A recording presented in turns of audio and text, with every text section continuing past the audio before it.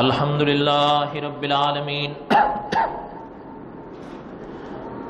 الصلاة والسلام علی سید الانبیاء والمرسلین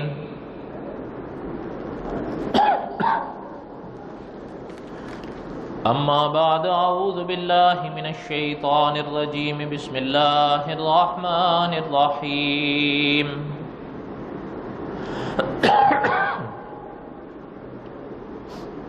فَأَزَلَّهُمَا الشَّيْطَانُ عَنْهَا فَأَخْرَجَهُمَا مِمَّا كَانَا فِيهِ وَقُلْنَا اهْبِطُوا بَعْضُكُمْ لِبَعْضٍ عَدُوٌّ وَلَكُمْ فِي الْأَرْضِ مُسْتَقَرٌّ وَمَتَاعٌ إِلَىٰ حِينٍ صدق اللہ العظیم وبلغنا رسولہ النبی الکریم ونحن على ذلك لمن الشاهدين والشاكرين والحمد لله رب العالمين اللهم صل على محمد وعلى آل محمد كما صليت على إبراهيم وعلى آل إبراهيم إنك حميد مجيد اللهم بارك على محمد وعلى آل محمد كما باركت على إبراهيم وعلى آل إبراهيم إنك حميد مجيد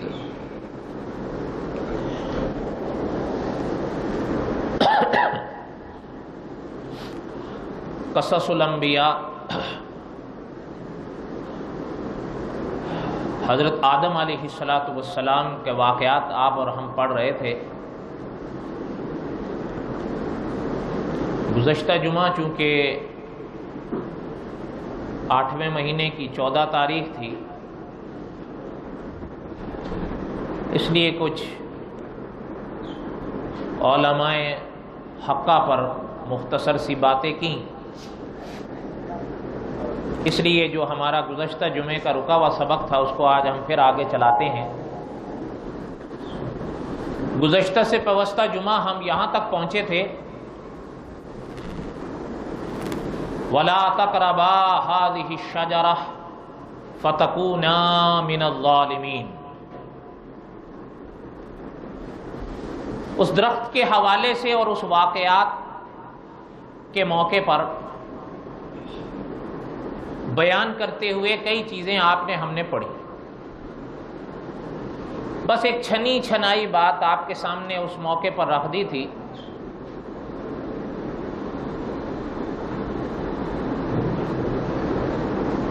وَلَا تَقْرَبَا هَٰذِهِ الشَّجَرَةَ،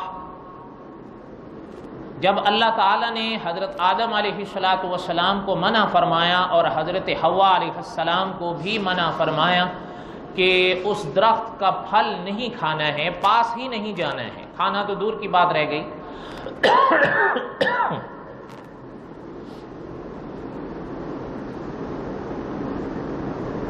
پھر ہوا یوں کہ ابلیس چونکہ یہ حسد کی آگ میں آیا،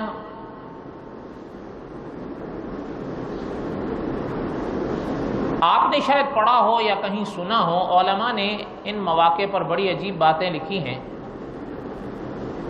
کہ آسمان کی دنیا ہو یا اس زمین کی،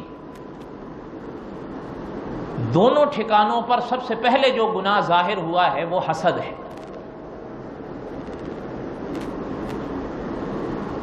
آسمان پر بھی سب سے پہلا گناہ جو ظاہر ہوا وہ حسد تھا، پھر اس ہی گناہ کا آگے جتنا بھی ثمرہ سامنے ہوا یہ اس کا نتیجہ تھا۔ سب سے پہلے ابلیس کو حسد پیدا ہوا حضرت آدم کی شان دیکھ کر، اور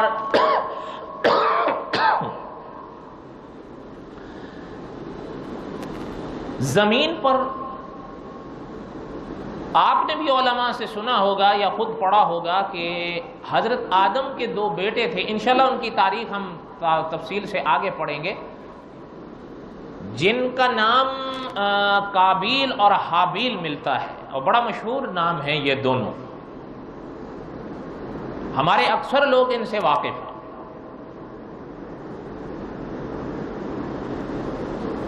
اس موقع پر بھی اکابر نے فرمایا جو سب سے پہلا گناہ قابیل سے سامنے آیا وہ حسد تھا، بنیاد میں حسد تھا، آگے جو ہوا وہ اس کا نتیجہ تھا۔ آسمان کی دنیا میں ابلیس کو حسد پیدا ہوا حضرت آدم کی شان دیکھ کر، حضرت آدم کا مقام دیکھ کر۔ آپ غور فرمائیں نا کہ جو کلام پاک میں وہ کیا کہتا وہ آپ کو سنائی دیتا ہے کہ اپنا اس کے الفاظ جو قرآن پاک نے بیان فرمائے ہیں، انا خیر منہ، میں ان سے اچھا ہوں۔ اور اس نیچے کی دنیا میں بھی قابیل کو حسد پیدا ہوا حابیل سے۔ یہ عجیب بات ہے، میرے سنگ پیدا ہونے والی لڑکی ہر لحاظ سے میرے قابل ہے، میں خود ان کو نہ اپناؤں، ان کے حوالے کر دوں۔ حضرت آدم نے بڑا سمجھایا کہ بیٹا یہ اللہ تعالیٰ کا حکم ہے۔ کہنے لگا جی کمال کرتے ہیں، شادی میں نے کرنی ہے، اس میں اللہ کا کیا معاملہ ہے؟ انا للہ و انا الیہ راجعون۔ بہرحال خیر کہنے کا مقصد یہ تھا، یہ تو انشاءاللہ ہم آگے پڑھیں گے۔ عام طور پر ان مواقع پر علماء مفسرین نے لکھا ہے کہ دونوں ٹھکانوں پر سب سے پہلے جو گناہ ظاہر ہوا وہ حسد ہے۔ اس لیے آپ کے ہمارے ہاں محاورے ہوتے ہیں، پنجاب کے اپنے محاورے ہیں، ہند کے اپنے محاورے ہیں، فارس کے اپنے محاورے ہیں، عرب کے اپنے محاورے ہیں۔ بڑے عجیب و غریب، عرب کا ایک محاورہ ہے الحسود لا یسود، کہ حاسد کو کچھ حاصل نہیں ہوتا، وہ خود ہی جلتا رہتا ہے، الحسود لا یسود۔ اور یہ سچی بات ہے، جلن ہوتی ہے۔ اور یہ بھی آپ ذرا اس بات کو سمجھیے گا کہ حسد کہتے کس کو ہے؟ حسد یہ ہے کہ میں جلوں، مجھے نہیں ملا اس کو مل گیا، اس کو کیوں مل گیا، اب اس سے چھنے، جل رہا ہے، بھڑک رہا ہے۔ اچھا اس کی بھی آگے تفصیل ہے کہ ایک تو یہ ہے کہ میں جل گیا یہاں تک کہ مجھے نہیں ملا، اس کو کیوں ملا۔ دوسری یہ ہے کہ ملنے پر مجھے تو نہیں ملا لیکن میں چاہتا ہوں کہ اس سے بھی چھن جائے، یہ بھی ایک درجہ ہے۔ لیکن خیر میرا کہنے کا مقصد یہ تھا کہ انسان جل جائے دوسرے کی نعمتوں کو دیکھ کر، دوسرے کی خوشیوں کو دیکھ کر۔ اچھا ایک اور ہے، یاد رکھیے گا کہ آپ اور ہم اپنے کسی بھائی کا اچھا گھر دیکھتے ہیں، ان کی اچھی اولاد دیکھتے ہیں، ان کی دولت دیکھتے ہیں، ان کی عزت دیکھتے ہیں، تو ہم کہیں کہ اللہ تعالیٰ آپ ان کو اور مزید نصیب فرمائیں اور ہمیں بھی نصیب فرمائیں، آپ کے لیے کوئی مشکل ہے، یہ جائز ہے، یہ حسد نہیں ہے۔ حسد تو یہ ہے کہ میں جل رہا ہوں، بھن رہا ہوں، لیکن جائز یہ ہے کہ دوسرے کی عزت نعمت دولت دیکھ کر، گھر اچھے گاڑیاں دیکھ کر خوش ہو رہا ہوں اور کہہ رہا ہوں کہ اللہ تعالیٰ ان کو مزید نصیب فرمائے اور اللہ مجھے بھی نصیب فرما کہ تیرے لیے کوئی مشکل ہے، یہ جائز۔ بات سمجھ آئی؟ بھائی یہ خلاصہ ہے موٹا سا۔ خیر کہنے کا مقصد یہ تھا کہ اکابر نے فرمایا کہ ان دونوں ٹھکانوں پر سب سے پہلے جو گناہ ظاہر ہوا وہ حسد تھا۔ وہاں پر ابلیس سے ہوا اور یہاں پر قابیل سے۔ قابیل کی کہانی ہم آگے پڑھیں گے انشاءاللہ جب پہنچیں گے وہاں پر، ابھی تو لمبا سفر ہے۔ ہوا یوں کہ ابلیس اس تاڑ میں تھا کہ مجھے کوئی موقع ملے۔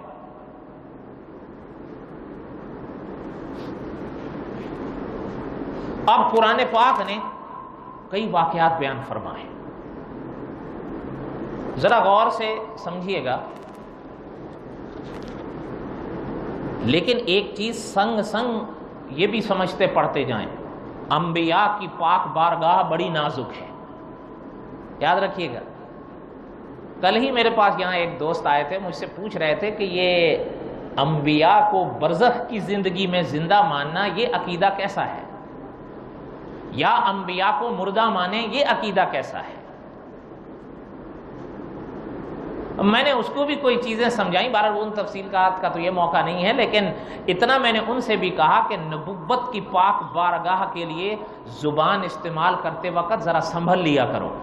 میں نے غلط کہا ہے، بڑی نازک بارگاہ، اور ایک چیز اور سنیں، اگر دل لگتی ہو آپ کے ہاں، ہمارے ہاں، مسلمان کے ہاں ایمان، اسلام اور بڑی محبت کی نگاہ سے دیکھے جانے والی چیز اور ایمان کا ایک حصہ چیز حدیث ہے نا؟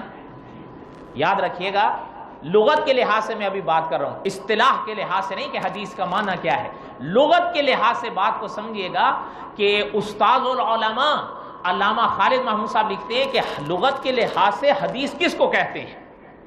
یاد رکھیے گا، حضرت نے لکھا کہ حدیث لغت کے لحاظ سے کہتے ہی ان باتوں کو ہیں جو اپنے اندر یاد آوری کی شان رکھتی ہوں، جو یاد رہتی ہوں، جو یاد رکھنے والی شان رکھتی ہوں، ان کو حدیث کہتے ہیں۔ پھر آگے حضرت لکھتے ہیں کہ انبیاء علیہم السلام کی باتیں یہ شان رکھتی ہیں کہ انبیاء کی باتوں کو یاد رکھا جائے، اسی لیے قرآن و حدیث انبیاء کی باتوں کو حدیث کہتی ہے۔ بات سمجھ آئی یا نہیں سمجھ آئی؟ بڑی علمی بات ہے اگر آپ سمجھ سکیں تو۔ انبیاء علیہ السلام کی تو شان یہ ہے، آپ اور ہم بات کریں تو باتیں کہلائیں لغت کے لحاظ سے بھی، اصطلاح کے لحاظ سے بھی، لیکن انبیاء کی شان یہ ہے کہ انبیاء کوئی بھی بات کریں تو اصطلاح تو اپنی جگہ رہی، لغت کے لحاظ سے بھی وہ حدیث کہلاتی ہے۔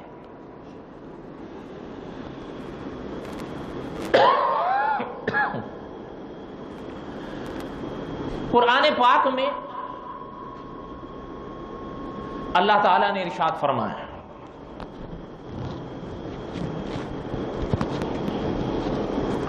فَأَزَلَّهُمَا الشَّيْطَانُ۔ اب یہ مسئلہ سمجھیے، بعض اکابر نے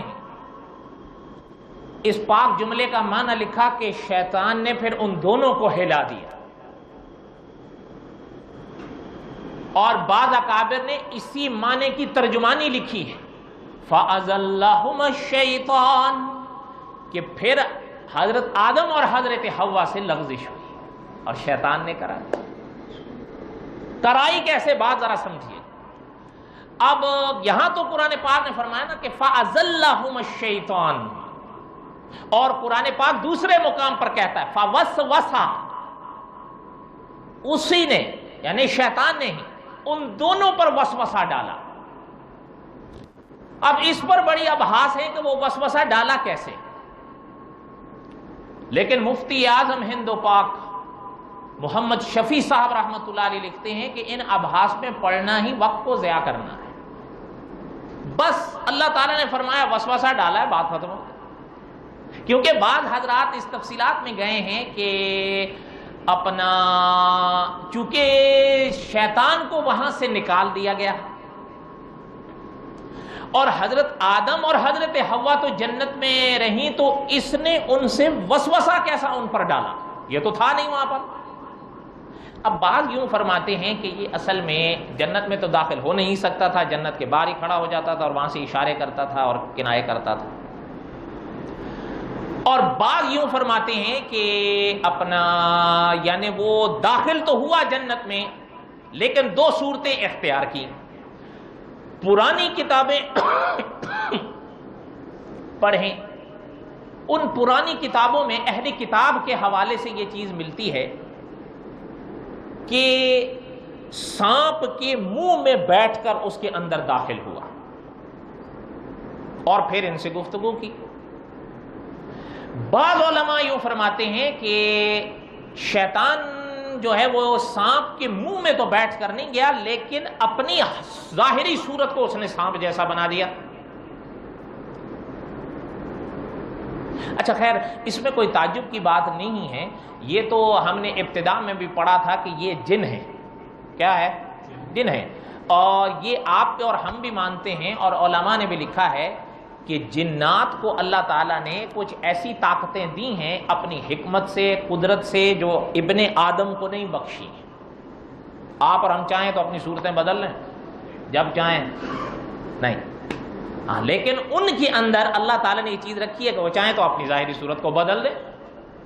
یہ الگ بات ہے کہ بڑی علمی ابحاث ہیں کہ آیا اس کی کوئی حد بھی ہے، یا وہ جتنی چاہیں صورتیں بنا لیں. تو بعض علماء اس طرف گئے ہیں کہ آبادی کے علاقوں میں 5 ایسی صورتیں ہیں کہ وہ اختیار کر سکتے ہیں. ان 5 میں سے کوئی ایک بھی صورت اختیار کر لیں تو وہ اپنا سکتے ہیں. 6 کا اختیار اللہ تعالیٰ نے ان کو نہیں دیا. بعض نے یہ تحقیق پیش کی. بہرحال میرے خیال میں ان تفصیلات کا تو یہ موقع نہیں ہے.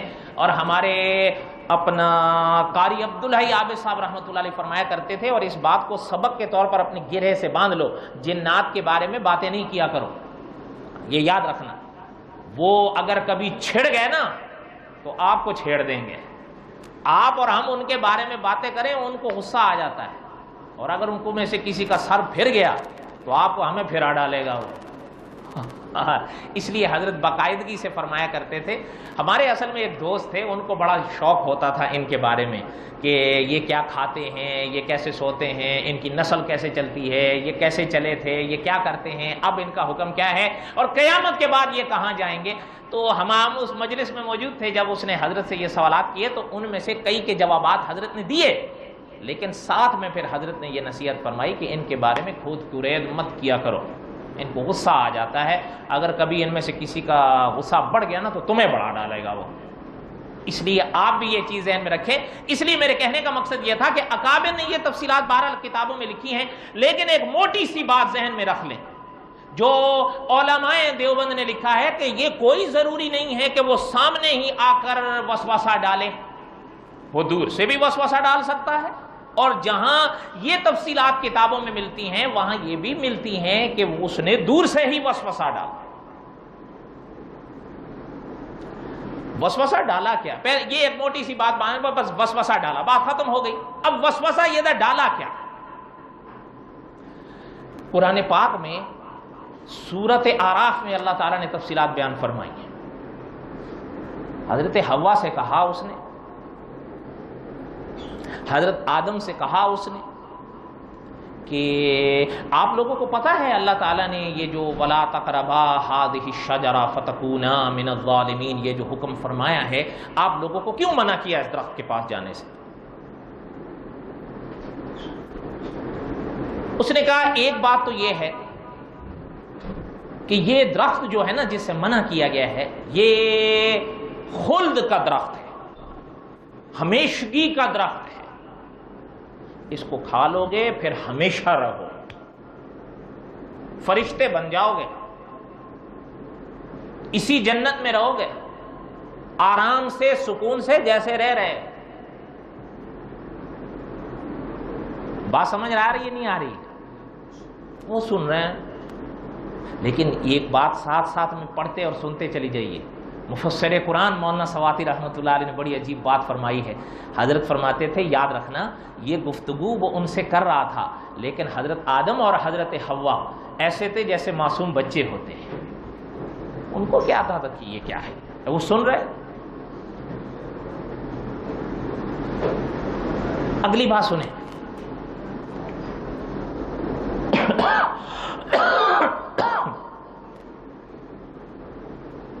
ایک اور بات جو اس نے کہی، جس ذریعے سے اس نے کہی، بعض علماء مفسرین نے اس کی اور تفصیلات بھی بیان فرمائی، جس سے حضرت آدم کو لغزش ہوئی اور لغزش لگی. تھوڑا سا آپ جاگ کر سنیں نا. آپ نے کبھی بیری کا درخت دیکھا ہے؟ دیکھا ہے یا نہیں دیکھا ہے؟ ایک دیکھا ہے یا کئی دیکھے ہیں؟ آپ کا اور ہمارا جو ملک ہے اس میں بیری کے جو درخت ہیں وہ صرف ایک ہی جگہ پر ایک ہے یا پورے ملک میں سینکڑوں ہوں گے؟ ایسا ہی ہے نا؟ اچھا پھر غور کریے گا. اسی طرح صرف میں نے مثال کے لیے بیری کا درخت کہا ہے، ورنہ اور بھی درخت ہیں، شہتوت کے ہیں، اب ریشم کے حوالے سے کئی چیزیں بیان کی جاتی ہیں، لیکن اور بھی آم کے درخت ہوتے ہیں. اور اس چیزوں کے کہنے کا مقصد کیا ہے کہ ایک جگہ پر ایک ہی درخت ہوتا ہے یا ایک علاقے میں ایک باغ میں سینکڑوں درخت ہوتے ہیں؟ یہ بات سمجھیے. اب اگلی بات سمجھیے.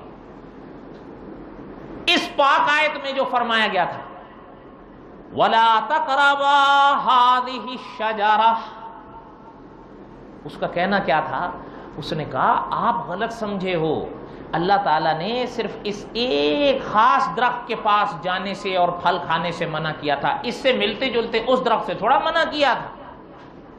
بات سمجھ آ رہی ہے نہیں آ رہی؟ علماء مفسرین نے فرمایا کہ وہاں جو لفظ تھا وَلَا تَقْرَبَا هَٰذِهِ الشَّجَرَةَ کہ اس درخت کے قریب نہیں جانا، پھل نہیں کھانا، تو اس نے یہ بات حضرت آدم کے آگے اس طرح رکھی کہ اللہ نے جو آپ کو منع فرمایا تو اس خاص اسی درخت سے منع کیا ہے، اس سے ملتے جلتے اگلے درخت سے تھوڑا منع کیا ہے۔ سمجھ آ رہی بات یا نہیں سمجھ آ رہی؟ اسی کی بات تفصیلات علماء نے یوں بھی بیان فرمائی ہے، اگر سمجھے گا دھیان دیجئے گا۔ صحابہ فرماتے ہیں، علماء نے لکھا آپ صلی اللہ علیہ وسلم تشریف فرما تھے، ایک ہاتھ میں سونا پکڑا اور ایک ہاتھ میں ریشم پکڑا، اور میری طرف دیکھیے گا، حضور نے یوں فرمایا یہ سونا یہ ریشم حرام ہے۔ ایک ہاتھ میں حضور صلی اللہ علیہ وسلم نے سونا پکڑا اور ایک ہاتھ میں حضور صلی اللہ علیہ وسلم نے ریشم پکڑا، اور یوں ارشاد فرمایا کہ یہ سونا یہ ریشم حرام ہے۔ کیا میں آپ سے پوچھتا ہوں، علماء نے بھی سوال کیا ہے، کیا صرف وہی سونا وہی ریشم مرد کے لیے حرام تھا جو حضور کے ہاتھ میں تھا، یا سارا؟ مل کے بولو۔ اچھا، وہ صرف حضور علیہ السلام کے زمانے تک تھا یا قیامت تک ہے؟ بات سمجھ آ رہی ہے نہیں؟ حالانکہ حدیث پاک کے الفاظ آپ دیکھیں تو وہاں آپ کو سمجھ میں آئے گا، آپ صلی اللہ علیہ وسلم نے فرمایا یہ سونا یہ ریشم حرام ہے۔ کیا اس کا کوئی یہ معنی لے سکتا ہے کہ صرف وہی سونا وہی ریشم حرام تھا جو حضور کے ہاتھ میں تھا؟ نہیں، اس کا معنی یہ ہے کہ ہر سونا ہر ریشم حرام ہے۔ اب لفظ یہ تھا کہ اس درخت کے قریب نہیں جانا، اس نے یہ کہہ کے حضرت آدم کو دھوکہ دیا کہ اللہ تعالیٰ نے آپ کو اس درخت کے پاس صرف جانے سے منع کیا تھا، اس کے پاس تھوڑا جانے سے منع کیا تھا۔ بات سمجھ آئی یا نہیں سمجھ آئی؟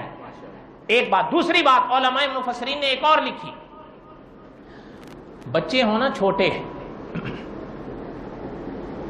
ان کے لیے ماں کے دودھ کا حکم ہے الا کوئی مجبوری۔ کتنی مدت تک؟ کتنی مدت تک؟ جواب دو آ گئے ہیں آپ کی طرف سے، دونوں اپنی اپنی جگہ ٹھیک ہیں۔ جو پہلے جنہوں نے بتایا ہے وہ بھی، اور جو دوسرا جنہوں نے بتایا ہے وہ آخری ہے۔ امام اعظم ابو حنیفہ رحمۃ اللہ علیہ کے نزدیک وہ کیا ہے؟ وہ آخری۔ اور بولو نا، وہ کیا ہے؟ آخری ہے۔ جیسے مثال کے طور پر ابھی آپ اور ہم جمعے کی نماز ادا کریں گے نا انشاءاللہ، آدھا گھنٹہ پہلے جمعے کا وقت شروع ہوا ہے، شروع ہوتے ہی ختم رہے گا نا؟ عصر کے وقت کے شروع ہونے تک رہے گا یا نہیں رہے گا؟ اچھا، اب میں آپ سے پوچھتا ہوں کہ یعنی اسی کے حوالے سے اس بات کو سمجھیے کہ جو دودھ کی مدت، وہ جو ان صاحب نے بتائی، امام صاحب رحمۃ اللہ علیہ کے نزدیک وہ آخری کنارہ آخری مدت ہے۔ اب اس بحث میں مت پڑے۔ البتہ اکابر نے فرمایا کہ جس دودھ کی میعاد کو اللہ تعالیٰ نے بیان فرما دیا، علماء نے لکھ دیا کلام پاک اور احادیث کی روشنی میں، بچے کے لیے اسی مدت میں وہ دودھ مفید ہوتا ہے، حتیٰ کہ ایک وقت ایسے آتا ہے جس مدت میں کلام پاک اور احادیث طیبہ میں منع کیا گیا بچے کو وہ دودھ پلانا، اگر کوئی شخص یا اس مدت کو بیان نہیں فرمایا گیا اور اکابر نے منع کیا کلام پاک اور احادیث کی روشنی میں کہ اب اس کے بعد دودھ مت پلاؤ، اگر کوئی اس کے بعد بھی پلاتا ہے، بعض علماء نے یہاں تک بھی لکھا ہے کہ وہ دودھ جو اس میعاد کے بعد پلایا جائے تو کبھی کبھی کچھ بچوں کے لیے اتنا نقصان دہ ہو سکتا ہے کہ اس کا دماغ بھی جل سکتا ہے۔ پتہ چلتا ہے ایک چیز ایک وقت تک مفید ہے، دوسرے وقت میں مضر ہو گئی ہے یا نہیں؟ اچھا، اب میں ذرا پوچھتا ہوں، آپ کے ہاں، میں مثالی بات کر رہا ہوں، آپ کے ہاں میرے ہاں ایک بچہ ہو، اور بچہ مثال کے طور پر 2 سال کا ہو، 1.5 سال کا ہو، آپ اور ہمارے ہاں وہ ماں کا دودھ پیتا ہے، پینا چاہیے یا نہیں؟ اچھا، وہ بچہ ہو گیا 5 سال کا، آپ اور ہم سے وہ اس کو دودھ پر ہی رکھ دیں کہ چلو ماں کا آپ نہیں پی سکتے ہو، فریش ملک پیو اور کچھ مت کھانا، یہ اس کے لیے مفید ہے؟ نہیں۔ اب جیسے جیسے اس کی عمر بڑھے گی اس کی غذا بدلے گی، اب یہی چیز اس نے حضرت آدم کے آگے رکھی کہ جب آپ پیدا ہوئے تھے اس وقت آپ کی تخلیق کے پہلے مراحل اور ابتدائی مرحلے تھے، اللہ تعالیٰ نے آپ کو اس لیے منع فرمایا تھا، لیکن اب تو آپ آگے بڑھ چکے ہیں، آپ کی عمر بڑھ چکی ہے، آپ بڑے ہو چکے ہیں، وہ ممانعت ابتدائی دور کے لیے تھی، اب وہ ممانعت نہیں رہی ہے، اب آپ کھا سکتے ہو۔ بات سمجھ آ رہی ہے یا نہیں سمجھ آ رہی؟ حضرت آدم سن رہے ہیں، حضرت حوا سن رہی ہیں۔ ایک بات سنیے گا، جن کے من صاف ہوتے ہیں نا، وہ عام طور پر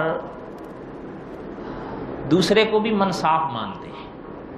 وہ سوچتے ہیں یار کیسے ہو سکتا ہے سامنے والا ہمیں دھوکہ دے، اور خاص کر اگر سامنے والا خدا کے نام کی قسمیں کھانا شروع کر دے، پھر آپ اور ہم بھی دھوکہ کھا جائیں گے، ہم بھی اور آپ بھی دھوکہ کھا جائیں گے، بلکہ آپ حیران ہوں گے۔ امام ابن کثیر رحمۃ اللہ علیہ نے اہل علم کا فرمان لکھا ہے کہ جب بھی کسی شخص نے خدا کے نام کی قسمیں کھا کر ہم سے باتیں کی، ہم دھوکہ کھا گئے۔ یہ بات میں آپ سے کیوں کہہ رہا ہوں؟ جہاں اس طرح اس نے حضرت آدم کے آگے اور حضرت حوا کے آگے یہ باتیں رکھی، وہاں قرآن کہتا ہے وَقَاسَمَهُمَا، قسمیں کھا رہا ہے حضرت آدم کے آگے، حضرت حوا کے آگے، وَقَاسَمَهُمَا، قسمیں کھا کھا کے کہہ رہا ہے کہ آدم میں آپ کا خیر خواہ ہوں۔ کیا ہوں؟ میں آپ کا خیر خواہ ہوں۔ اور یہ نہیں صرف کہہ رہا کہ صرف قسمیں کھا، صرف یہ کہہ رہا ہے کہ میں نہیں، قسمیں کھا کھا کر حضرت آدم کو یہ یقین دلا رہا ہے کہ میں تو آپ کا خیر خواہ ہوں، میں تو چاہتا ہوں آپ جنت میں رہو، میں تو چاہتا ہوں آپ ہمیشہ سکھی رہو، میں تو چاہتا ہوں ہمیشہ خوش رہو، میں تو چاہتا ہوں کبھی موت نام کی شے آپ کے پاس بھٹکے نہیں۔ وَقَاسَمَهُمَا، قسم کھا کے کہہ رہا ہوں کہ میں سچ ہوں۔ اور آگے کہتا ہے انی لکما لمن الناصحین، میں تو آپ کا خیر خواہ ہوں۔ سمجھ رہے ہیں بات؟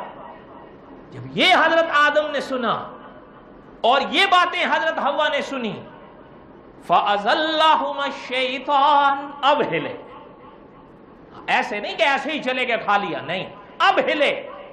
اور سورۃ طٰہٰ میں 16ویں پارے میں سورۃ طٰہٰ آتی ہے، سورۃ طٰہٰ کی آیت نمبر 115 ہے، اس میں جو لفظ اللہ تعالیٰ نے ارشاد فرمایا ہے فَنَسِیَ کا، اس کی تفسیر میں پہلے پارے کے موقع پر مفتی اعظم ہند و پاک محمد شفیع صاحب رحمۃ اللہ علیہ لکھتے ہیں کہ یہ پاک لفظ اس بات کا احتمال دے رہا ہے کہ حضرت آدم کو وہ نہیں اس وقت یاد نہ رہی۔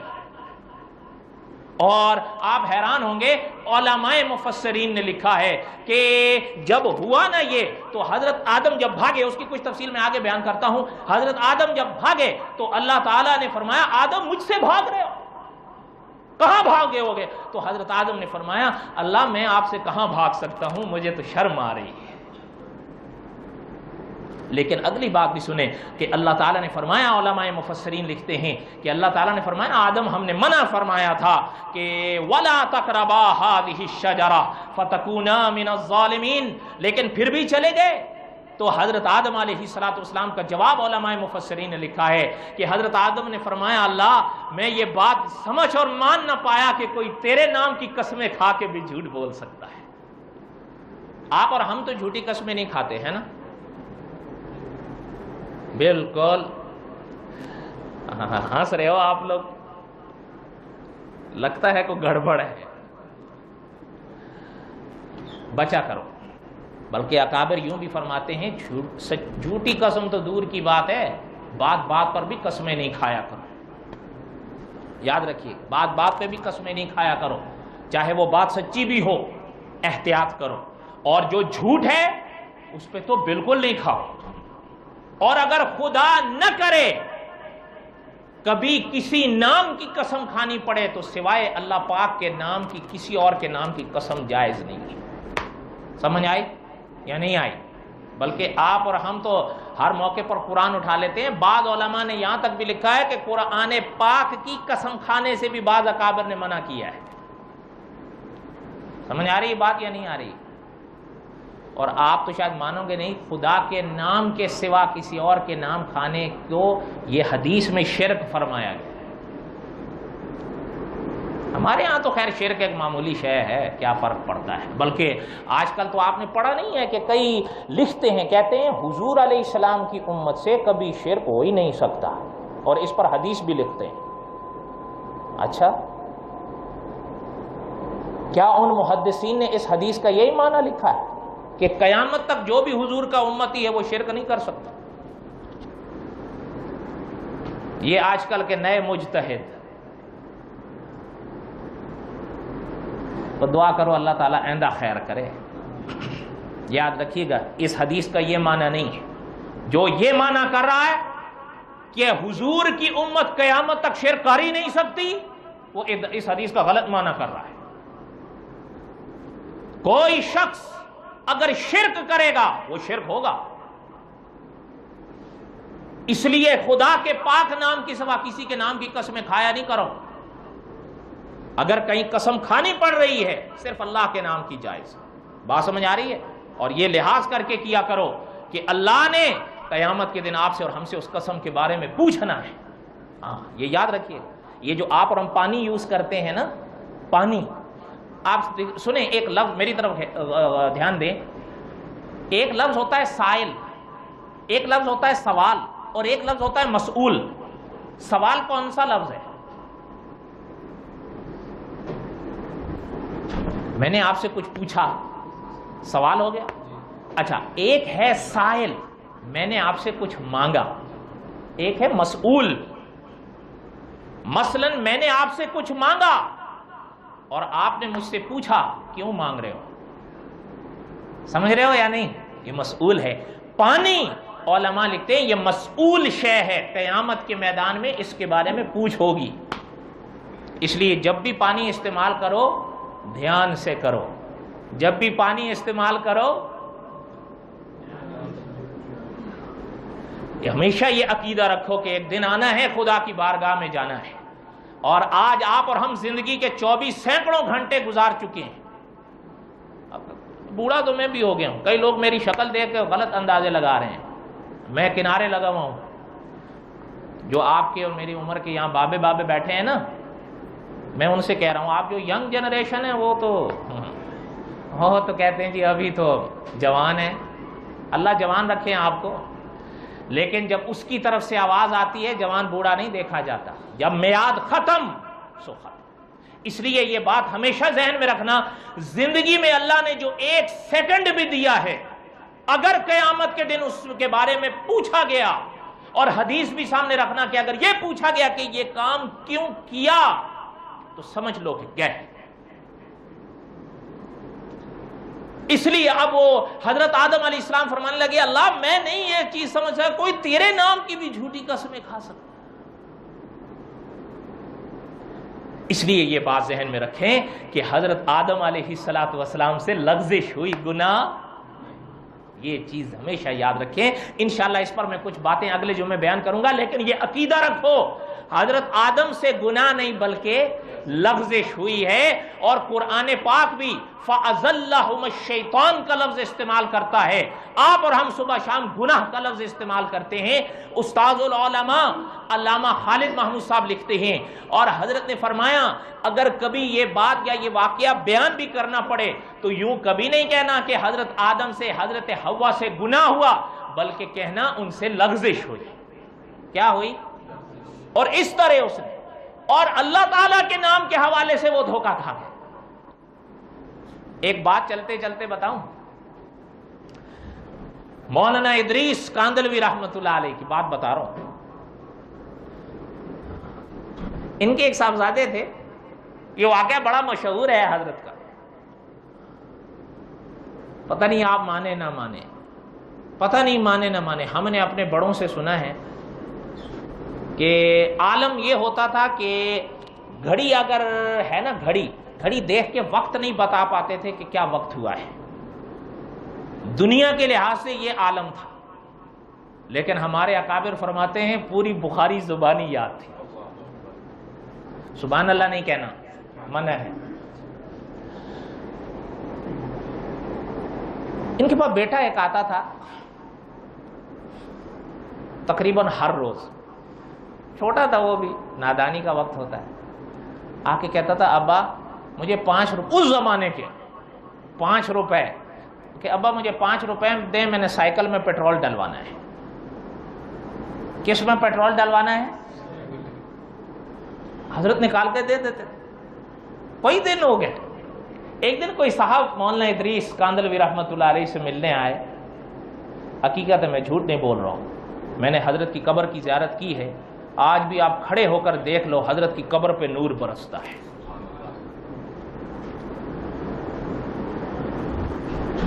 ان سے صاحب حضرت سے ملنے آئے تو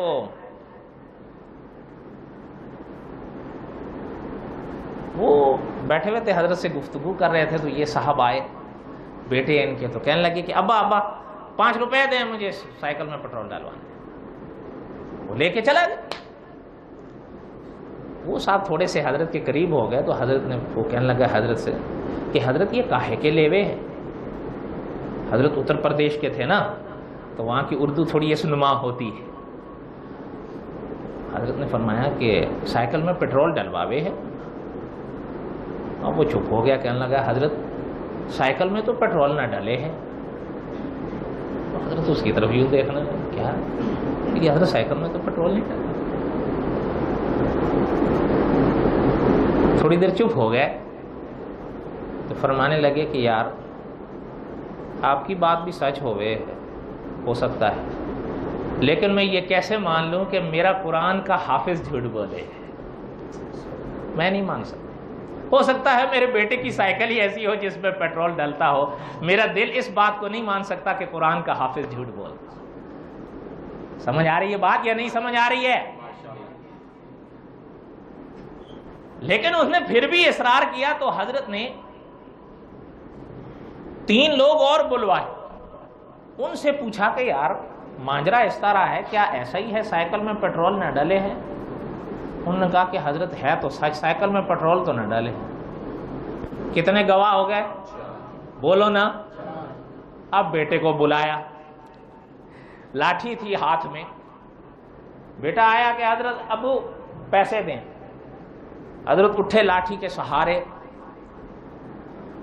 کیا کیا چیزیں سنائیں، اس لیے میں اٹک رہا ہوں، مجھے حضرت کے کئی واقعات یاد آ رہے ہیں، بہرحال وقت نہیں ہے۔ لاٹھی کے سہارے اٹھے،